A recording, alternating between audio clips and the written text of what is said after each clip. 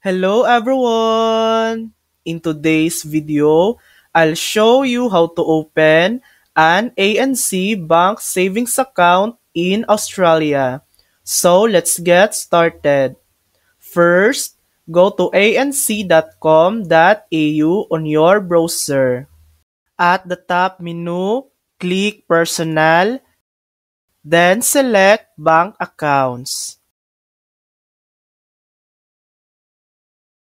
Scroll down and look for ANC Online Saver,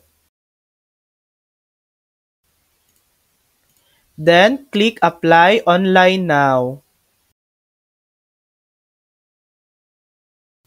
Check if you meet the criteria. You must be at least 12 years old and an Australian resident.